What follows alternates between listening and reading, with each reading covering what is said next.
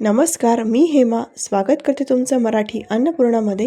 आज आपण तिळगुळ मखाना ड्रायफ्रूट लाडू ही रेसिपी बघणार आहोत। चला तर व्हिडिओला सुरुवात। लाडू बनवण्यासाठी सर्वप्रथम एका कढईमध्ये 3 चमचे तूप टाकून घ्यायचं आहे। तूप हे मेल्ट होऊ द्यायचं आहे आणि थोडं कोमट होऊ द्यायचं आहे। त्यानंतर यामध्ये मी 1 वाटी बदाम टाकून घेते आहे।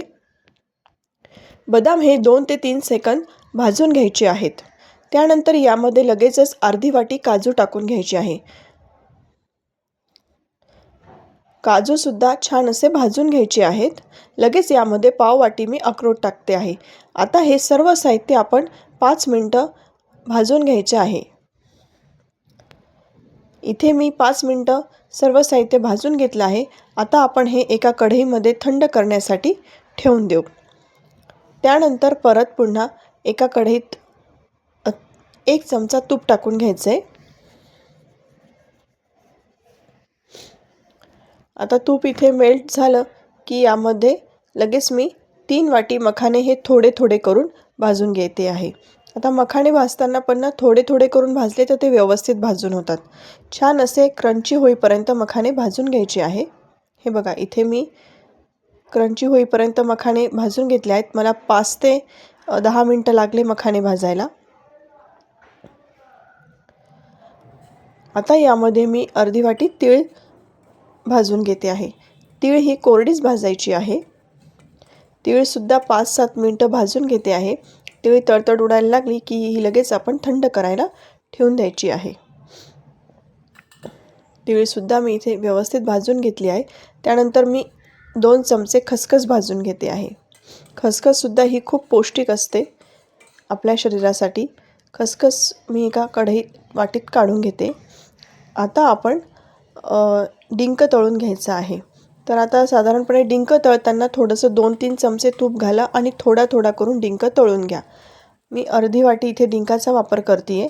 तर इथे सर्व डिंक मी आता तळून घेते आहे। हे बघा, लगेच फुलतो तो तुपामध्ये। आता त्याच तुपामध्ये मी अर्धी वाटी राजगिरा पीठ भाजून घेते आहे। राजगिरा हे सुद्धा आपल्या शरीरासाठी खूप पौष्टिक आहे। राजगिऱ्यामुळे आपल्याला खूप कॅल्शियम मिळते। राजगिरा पीठ सुद्धा मी आता छान असं भाजून घेतलं इथे 5 मिनिटं आणि ते सर्व साहित्य आता थंड करायला ठेवून द्यायचं आहे। हे बघा, इथे सर्व साहित्य आता गार करून घ्यायचं आहे आणि नंतर आता आपण हे सर्व मिक्सरला बारीक करून घ्यायचं आहे। फक्त पीठ नाही करायचं आहे, पीठ आपण नंतर वरून टाकणार आहोत। आता मी इथे मिक्सरला सर्व साहित्य हे फिरवून घेतलं आहे। डिंक सुद्धा मी मिक्सरला फिरवून घेतला होता। आता यामध्ये आपण राजगिरा पीठ टाकणार आहोत। लाडूमध्ये आता आपण गूळ टाकून घ्यायचा आहे।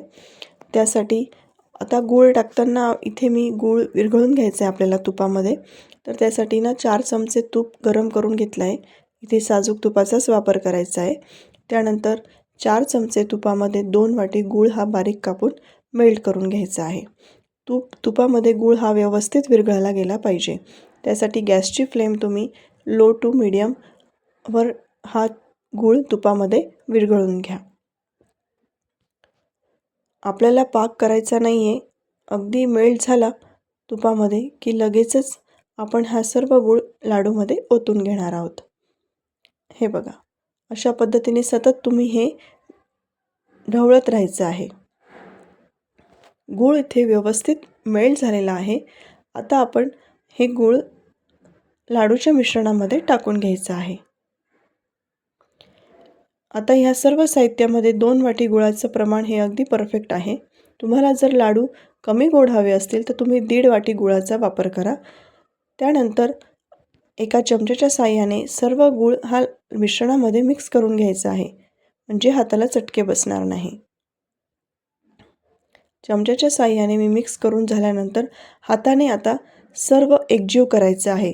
गुळाचं मिश्रण हे सर्व आपल्या साहित्यामध्ये व्यवस्थित एकजीव झालं पाहिजे। त्यानंतर मला मिश्रण थोडं कोरडं वाटलं तर मी अर्धी वाटी इथे तूप टाकून घेतलं आहे।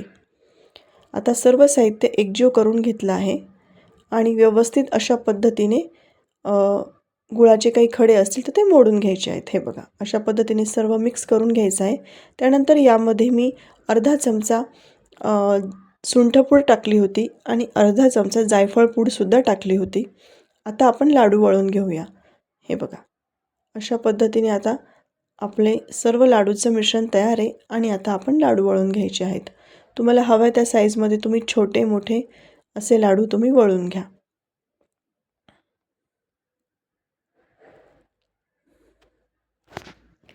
तर हे लाडू खाण्याला एकदम पौष्टिक आहेत. तर तयार झाले तिथे आपले तिळगुळ ड्रायफ्रूट मखाना लाडू. तर अशा पद्धतीने सर्व लाडू मी आता करून घेते आहे. जर तुम्हाला हा व्हिडिओ आवडला असेल तर व्हिडिओला लाईक करा, शेअर करा, चॅनलला सबस्क्राईब करा. भेटू आपण पुढच्या रेसिपीमध्ये. तोपर्यंत धन्यवाद.